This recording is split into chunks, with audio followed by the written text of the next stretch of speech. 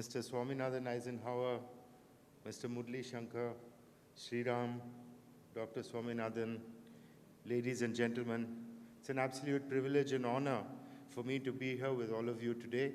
I see here in the audience a lot of my mentors, my friends, my colleagues, Dr. Mahadevan, Janardhan, Dr. Ravichandran, Dr. Gauri Shankar, Vidya Shankar, and so many others.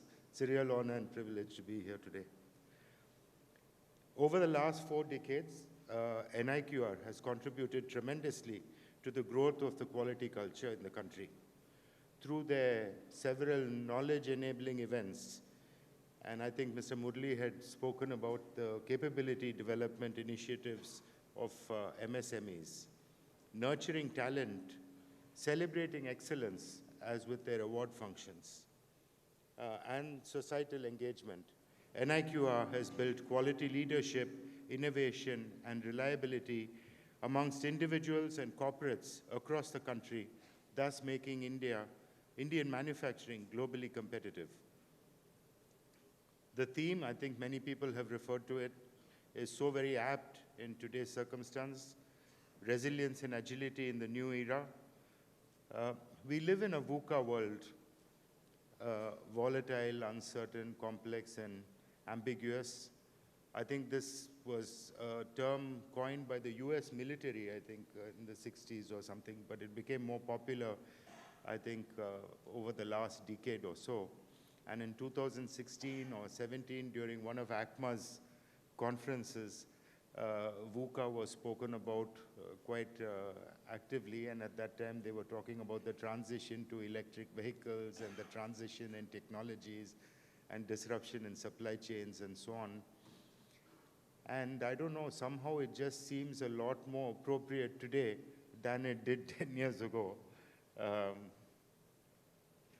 It has never been more obvious in my mind.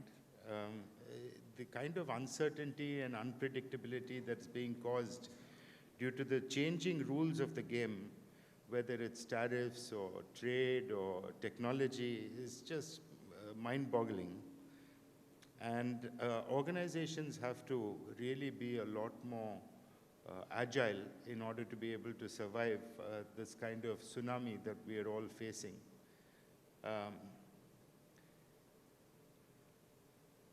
Quality leaders, I suppose, are no longer expected to be only gatekeepers of standards. They really need to be actively involved and become strategists of transformation. I think we had heard from Mr. Suzuki and also from Dr. Eisenhower on the role that quality leaders have to play and the way that organizations have to work on transforming themselves in order to be able to survive the kind of changes that are going on. I can only share with you what we are doing in the Amalgamations Group and a little bit of what we are doing in IP Rings as an approach, and hope that you would be able to take a leaf out of that. Really, with the kind of uncertainty that is and unpredictability that is going on, really we have stopped our investments in manufacturing capacities. We are just trying to see what tools and techniques that we can use to try and squeeze much more out of our existing assets than before. Whether it is using Six Sigma principles to stabilize throughput, or whether it is using lean principles to eliminate or reduce waste, or whether it's using theory of constraint techniques to increase output. But the focus is just going to be not to invest anything more on the shop floor particularly, but really focus all our efforts on using principles to improve shop floor efficiencies. However, where we are not stopping investments is in technology development. We are not stopping investments in market development. And most certainly, we are not stopping any sort of digital initiative. Almost to a sense of, because AI and digital is moving so rapidly, I think really the mandate given to the team is anything digital, please don't even bring proposals to the table. I think just go ahead and implement it. And I'm sure the results will follow. And Dr. Eisenhower, I was mentioning that I had the opportunity to meet Mr. Santhanam, the chairman of Saint-Gobain, a couple of weeks ago. And he was talking on a very similar note, saying that during his tenure at Saint-Gobain, especially over the last 10 years, their approach on digital has also been similar in the sense that no questions asked. And to the extent that the impact that these digital initiatives have had on Saint-Gobain's local operations have been significantly better, and they are in fact leaders compared to other Saint-Gobain entities in other parts of the world who have been going through the regular processes of approvals and so on and so forth.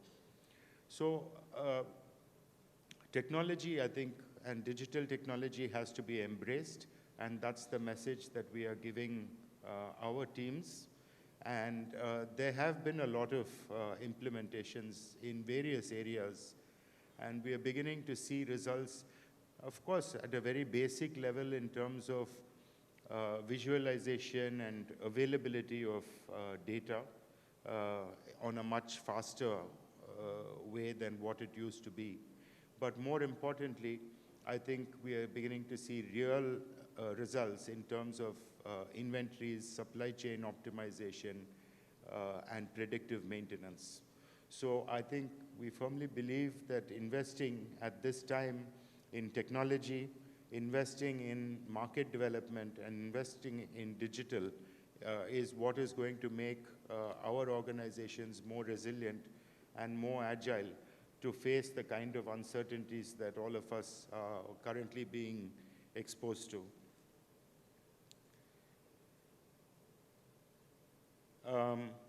I think a lot of efforts have gone in. Sriram had spoken about almost 1,000 hours of efforts have gone in to plan out the next couple of days.